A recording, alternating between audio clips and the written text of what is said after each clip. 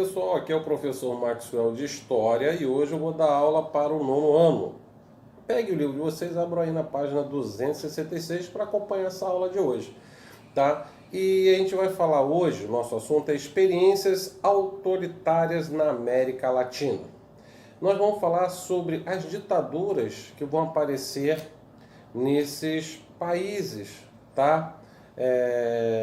Como Argentina, Chile, Uruguai, Paraguai, Nicarágua, Cuba e até o finalzinho que eu vou dar para vocês aí depois do governo militar no Brasil, tá? Falando aqui de Argentina, a Argentina, ela depois do período populista de Perón, que vai sair do poder, ele volta em 1973, certo? Como presidente e vice dele a Isabelita Perón, tá? Que Perón vai vir a falecer em 1974 e ela se mantém aí no poder. Sendo que a economia argentina não ia muito bem das pernas, também não tinha muitos investimentos internacionais na economia argentina, o governo militar, apoiado pelos Estados Unidos, que vai apoiar todas estas ditaduras, porque estava em plena Guerra Fria e Estados Unidos não queria uma influência, certo, soviética ou comunista aqui na América Latina. Então, o que eles vão fazer? Vão apoiar o golpe em cima de Isabelita Perón. Isabelita Perón vai cair em 1976 e o governo militar argentino vai assumir, mas sendo que eles não fizeram um planejamento, o que eles iriam fazer em relação à economia argentina, que estava muito mal das pernas. Então, o que eles fazem? Tentam, de alguma forma, melhorar a economia, mas nada dá certo. Tanto é que muitos investidores vão sair da Argentina. Aí, o governo militar argentino, eles para tentarem melhorar isso aí, ou a visão deles em relação à população, que estava totalmente negativa em relação ao governo, então eles vão entrar na Guerra das Malvinas. Malvinas são pequenas ilhas, né, que fica próximo ali ao litoral argentino, que é da Inglaterra. Quando eles invadem a Malvinas, claro, o governo argentino, o governo inglês vai reagir. Até na época quem era a ministra da Inglaterra ou da Grã-Bretanha, vamos botar assim, era Margaret Thatcher, que vai declarar guerra à Argentina e vai vencer a Argentina. Teve até casos, por exemplo, de aviões ingleses que voaram no espaço aéreo brasileiro, na qual foi assim parado pelos aviões brasileiros também, e ele foi obrigado a pousar. Aí foi a parte diplomática da Inglaterra, conversou com o Brasil, pediu desculpa por ter invadido o espaço aéreo brasileiro, e aí o Brasil vai devolver o avião argentino, tá? Mas a Argentina vai perder essa guerra para os ingleses, e aí vai ser o fim, bem dizer, da ditadura militar na Argentina, que começa em 1973 e vai até 1982, tá? Nesse mesmo período aí, nós sabemos que essas ditaduras, elas vão perseguir aqueles que são contra o regime, tá? E aqueles que são contra os regimes militares, né, aqui na América, esses opositores, eles vão ser caçados e mortos, torturados, vão desaparecer. E o que vai acontecer? Vai aparecer as mães da Praça 8 de Maio. Essas mães vão para essa praça e começam a levar foto dos filhos, reivindicar aonde encontra os filhos dela. E nesse meio tempo aí, o que vai acontecer? Muitos crimes depois, até da ditadura, que foi o único país que não vai condenar os seus militares que usaram muito da força contra seus opositores, é o Brasil. O restante da América Latina aqui, aqueles que foram severos certo, com seus opositores, matando, executando, né, e também torturando, esses camaradas foram, os militares foram julgados e foram presos, tá? E até contando uma pequena história rapidamente aqui, de uma das mães de Maio, né, que nunca soube do filho, ela vai no concerto de piano, isso já anos depois, e vê um rapaz tocando piano igualzinho o filho dela. E ela fica assim, como se estivesse vendo o próprio filho, e vai lá falar com o rapaz, né? Tá tocando piano, claro, depois do concerto. E aí ela fala assim, nossa, você é parecidíssimo com meu filho. Aí perguntou a história dele e falou que era filho de militar. Então a avó, né, agora sendo vó, vai falar assim, você é meu neto, desaparecido, junto com meu filho e a minha nora. Aí o que vai acontecer? Vão fazer um DNA e ele vai descobrir realmente que é parente dessa senhora. E aí, depois que esse rapaz descobre que ele é uma das crianças, né, que desapareceram, que foram dados para doação para famílias militares. Tá? Isso aconteceu muito na Argentina. Isso é uma das barbárias que o governo argentino fez. Aí vamos lá para o Chile. No Chile, Salvador Allende, que tentou se eleger em 1964, ele não consegue, e na outra eleição de 1970 ele consegue ser eleito. E quando ele se elege presidente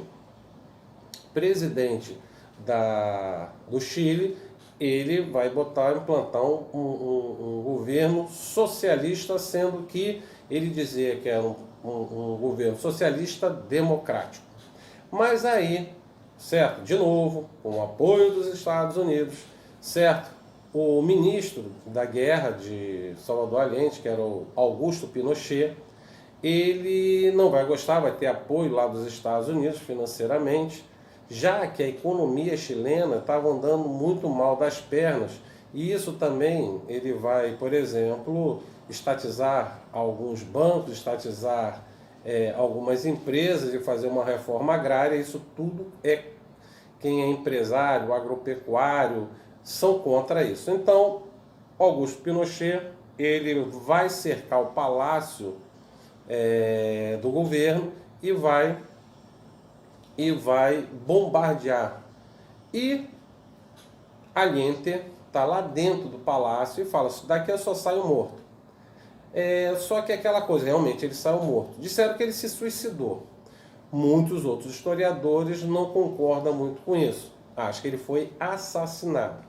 Tá? Mas sendo assassinado ou ele se suicidou, é que ele realmente morreu e saiu morto do palácio. Augusto Pinochet vai assumir o governo com mão de ferro, tanto é que é um dos países que vai ter mais tortura na América Latina, vai ser o Chile. Tanto é que também vai ter o projeto Condor, né, na qual todos os países aqui da América do Sul vão se ajudar, né, denunciando, entregando presos políticos que fogem do seu país e vai para o deles. Muita gente morreu nessa coisa toda, torturado, assassinado, entendeu? Então, esse país nesse projeto Condor, que vai ser apoiado pelos Estados Unidos, que não queria, claro, que nenhum país aqui se tornasse comunista. Pinochet ele ficou no governo dele, até a economia do Chile até teve um crescimento com o governo dele, mas, como eu falei, ele perseguiu muito seus opositores, tá? E sendo que, quando chega no final do governo dele, isso já na década de 80, ele pede, né, um plebiscito na qual pergunta se o povo quer que ele fique mais 8 anos. O povo diz que não, tira ele do poder e ele chega a ser até ameaçado a ser preso. Se caso ele chegasse à Espanha, porque teve alguns cidadãos espanhóis que foram assassinados aqui no Chile, e ele vai ser acusado desses assassinatos, tá? Margaret Thatcher, na época, chegou até a falar que queria dar exílio para ele, isso era final da década de 80, então, realmente, ele acaba ficando doente e morre antes de ser preso, que ele começou a ser também julgado no Chile pelos crimes cometidos no seu país. Tá? Outro país também que vai acontecer vai ser no caso do Uruguai e Paraguai. Tá? O Uruguai era comandado ali pelo Partido Blanco, tá? E vai ter um golpe militar também, isso na meados de 1963, tá? É o partido, como eu estava falando, o Partido Blanco que comanda.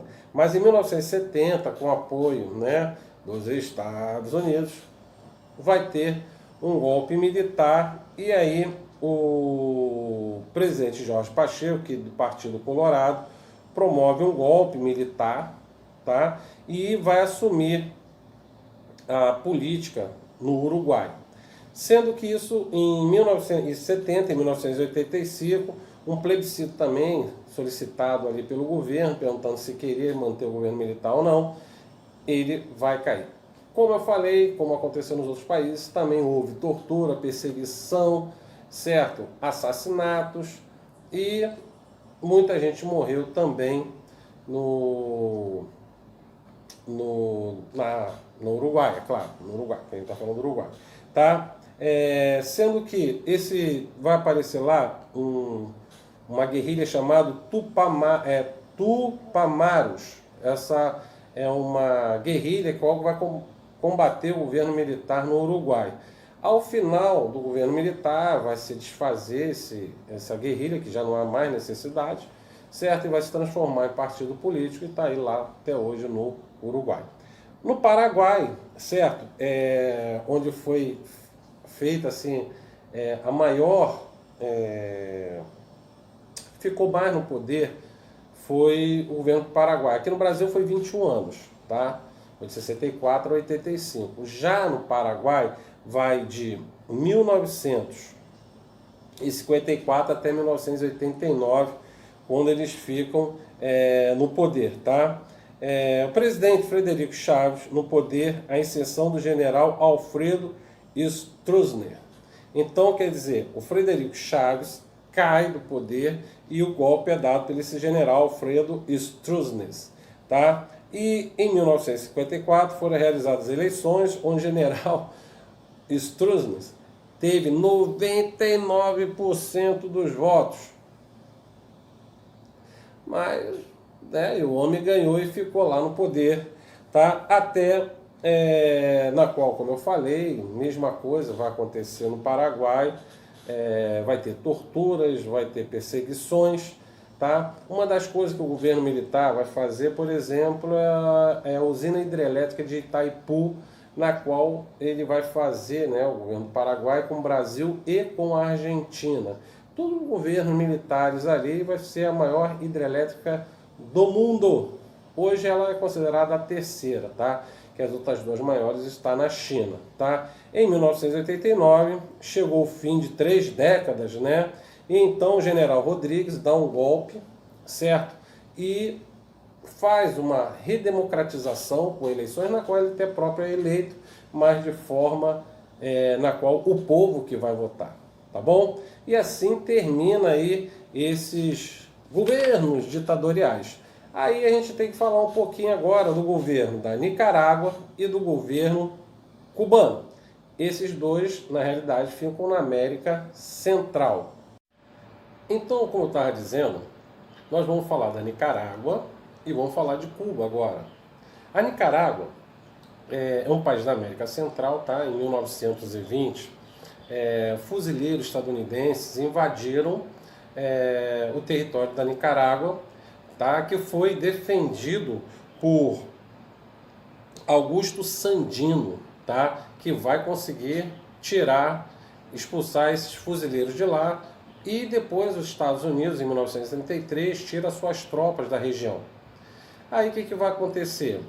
Sandino vai assumir o poder, mas vai ser traído por Anastácio Somoza. Somoza, ele manda matar, né, o Sandino e assume o poder na Nicarágua. No seu governo, vai ser criado, né, para ser contra o governo dele, a Frente Sandinista de Libertação Nacional. Eles vão criar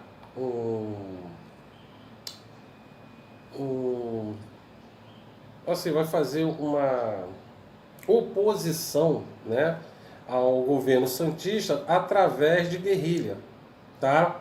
Até que, com o tempo passando, o alfabetismo, né, e também a miséria aumentou muito na Nicarágua. Até que o jornalista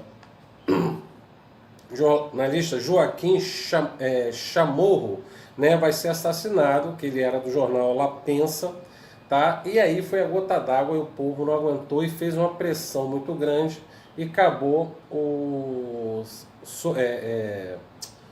Somasa, né, o Somasa fugindo da Nicarágua, indo para Miami, tá?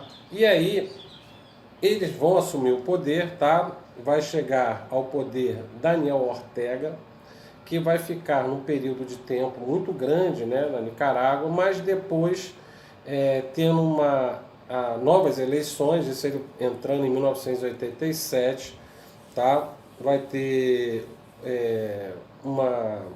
vai ter as eleições na qual vai ter uma candidata que vai ser apoiada pelos Estados Unidos, que vai ser Violeta Chamorro, tá?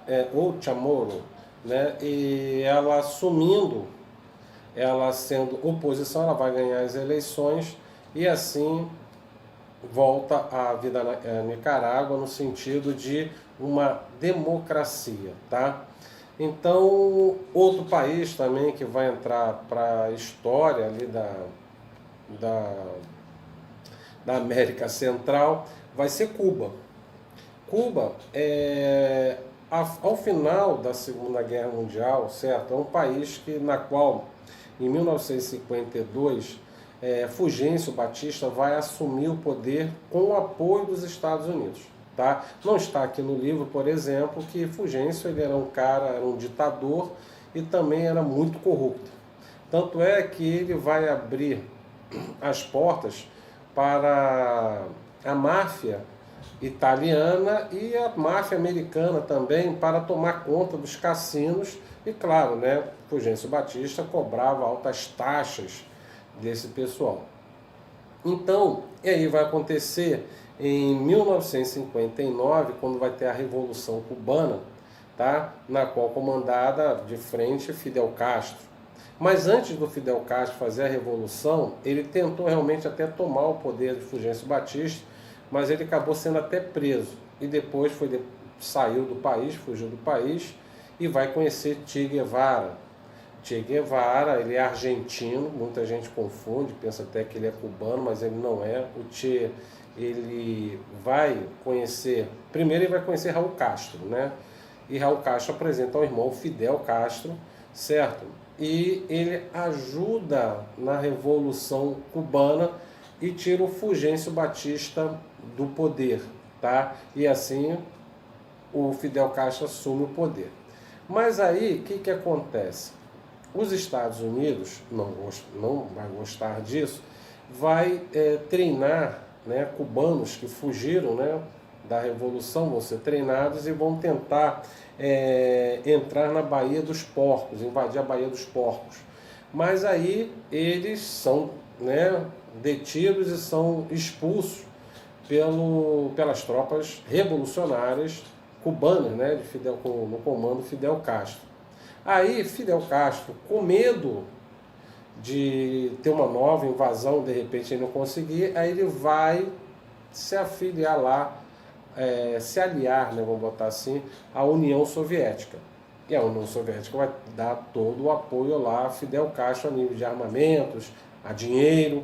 E nisso, a União Soviética coloca mísseis nucleares, certo, na ilha de Cuba, apontado lá para os Estados Unidos. Vai ser a crise dos mísseis, né, que quase realmente estoura uma guerra entre a União Soviética e os Estados Unidos. Na época que era o presidente dos Estados Unidos, era o presidente Kennedy, John Kennedy, tá, que vai fazer uma pressão em cima do Nikita Khrushchev, que é presidente da União Soviética, para tirar os mísseis, e Khrushchev fala que não vai tirar, e fica aquela tensão no ar, até que Khrushchev recua e fala, tudo bem, eu vou tirar os mísseis lá de Cuba, mas vocês têm que tirar os mísseis de vocês nucleares que estão lá na Turquia apontados aqui para a gente.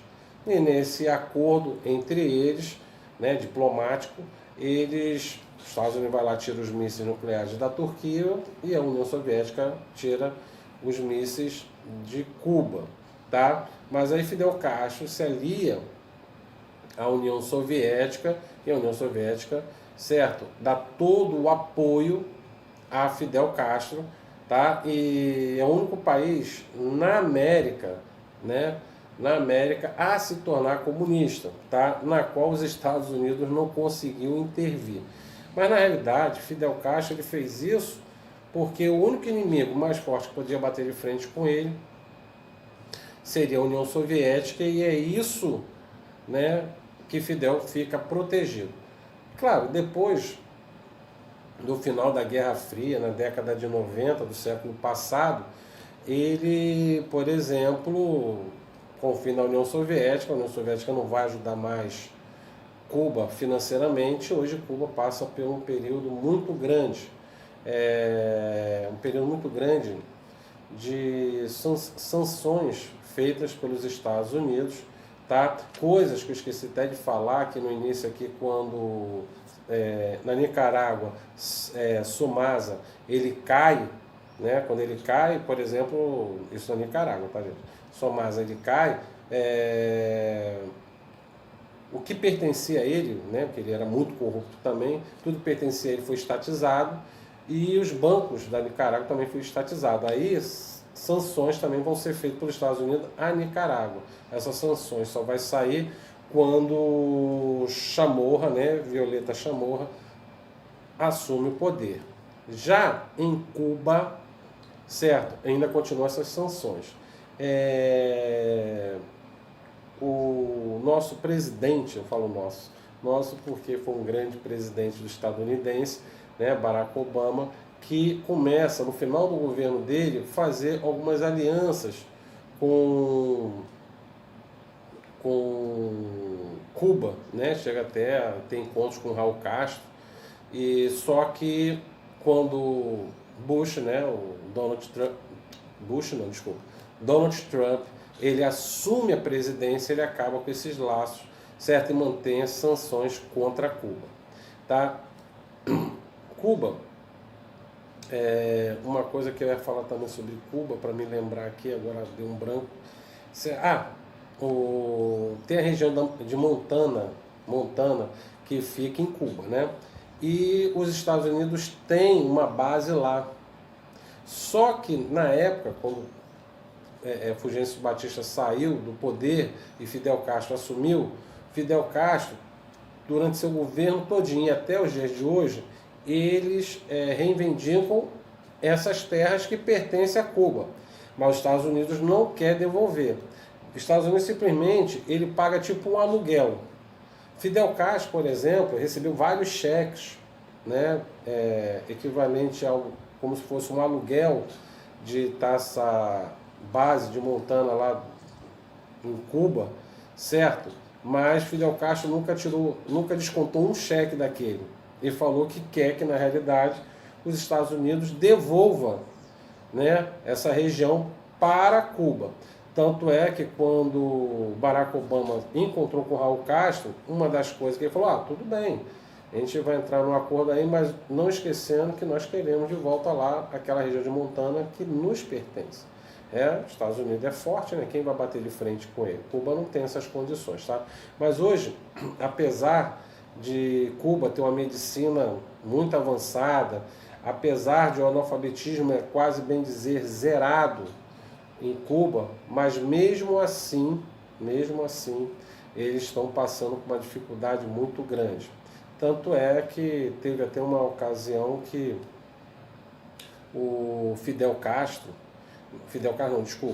o time de vôlei de Cuba foi jogar, né, foi treinar com a seleção brasileira, E quando os brasileiros chegaram lá, viram que os caras estavam passando fita durex não, desculpa, fita isolante nos tênis porque estavam rasgados para eles treinarem. Bola deles, as bolas tudo rasgadas, bola furada, não tinha condições.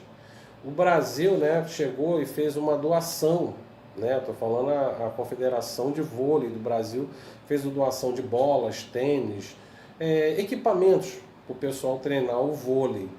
Tá entendendo? Porque realmente Cuba, que já até foi uma potência a nível de América Latina, a nível de esporte, hoje ela está quase, bem dizer, esquecida. Tá? Então assim a gente termina aí sobre a Nicarágua e sobre Cuba. Mas, não esquecendo, eu vou falar agora um pouquinho, só para a gente fechar, eu sei que hoje o tempo ficou bem grande, né? Mas sobre o final do governo aqui no Brasil em relação ao governo militar, tá? Logo depois de Médici, né, vai entrar o presidente Geisel. O presidente Geisel, assim que ele assume, ele fala que vai começar a fazer as aberturas, mas ela tem que ser bem devagar, bem, né, nada correndo. Então o que, que vai acontecer quando começam as aberturas? Primeiro, ele começa cria a Lei Falcão.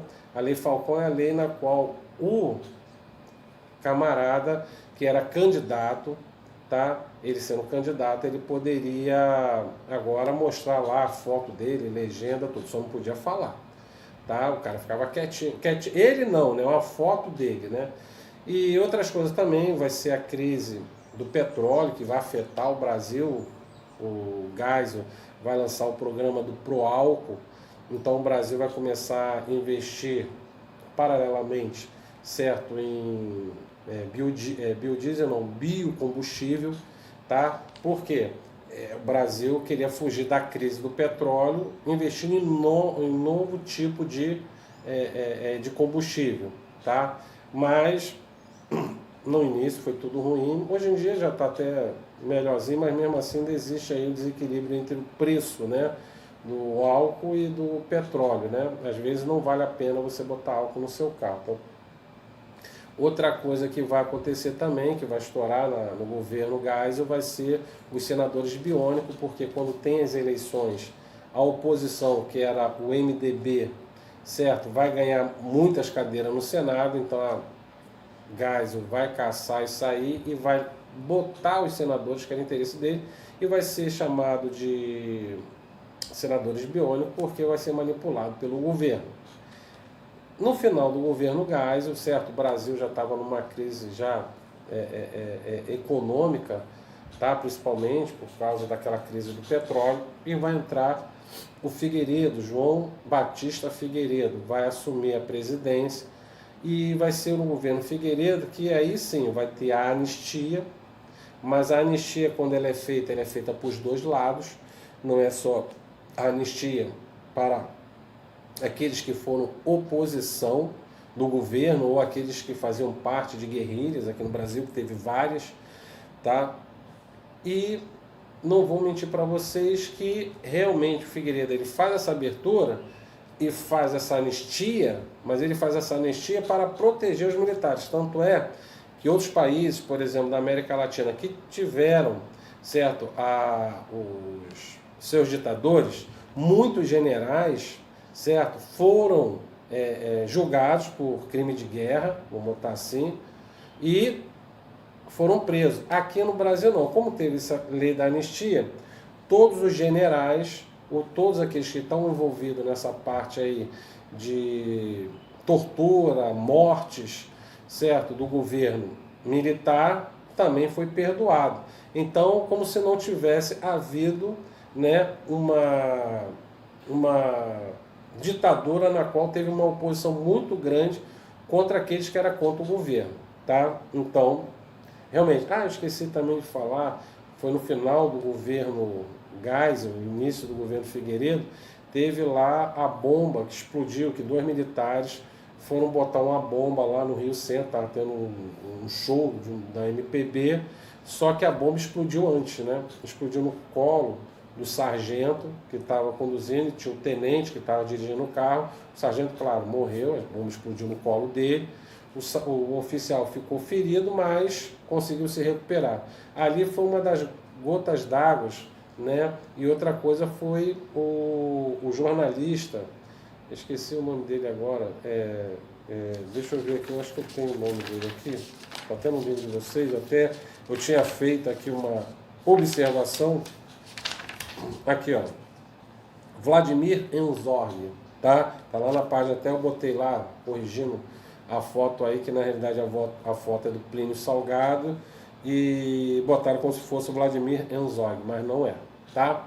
Então, com a morte dele, falando que ele tinha se enforcado na prisão, isso também foi uma coisa que foi uma gota d'água ali em relação, e aí começou a aparecer movimentos sindicais, como por exemplo, como o Lula vai se destacar lá no ABC Paulista, e Figueiredo, ele fala, né, da anistia, ao mesmo tempo, ele, na época, teve as diretas já. Direta já foi uma emenda constitucional, emenda na qual dava direito a eleições diretas para presidente, tá? Essa emenda, ela vai para o Congresso, mas ela não passa.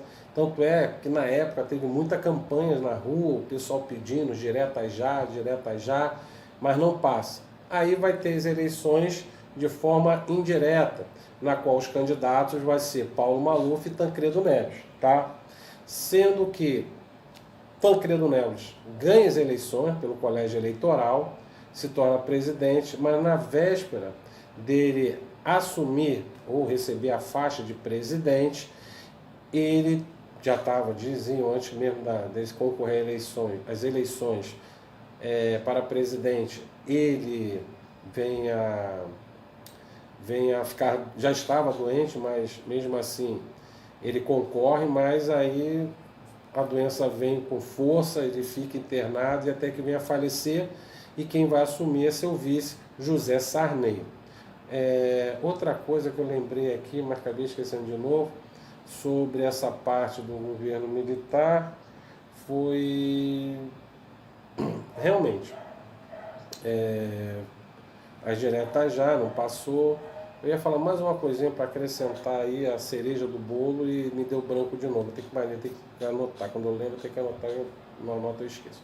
Mas mesmo assim, é o fim do governo militar, aí começa a redemocratização. Lembrei. Outra coisa também que no governo Figueiredo eles vão acabar é com o bipartidarismo, tá? Aí vai criar o pluripartidarismo, porque eles sabem que a tal esquerda do Brasil, elas não são unidas.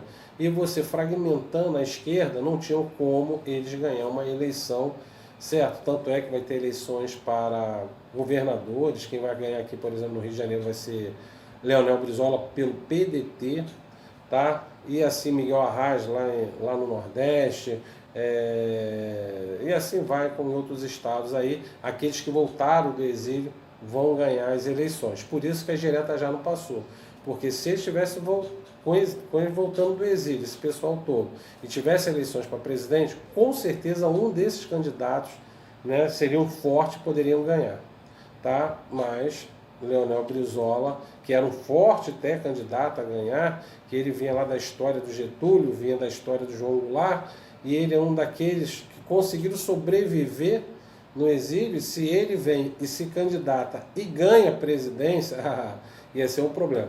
Ainda mais para a Rede Globo, que naquela época, como o pessoal fala aí que a Rede Globo hoje é a vilã, naquela época ela também era vilã. Por quê? Ela começou a queimar a imagem do Leonel Brizola, e quando o Leonel Brizola vem candidato realmente à presidência, aí a sua imagem já está totalmente queimada e ele não consegue nem, né, chegar a segundo turno de eleições presidenciais aqui no Brasil, tá?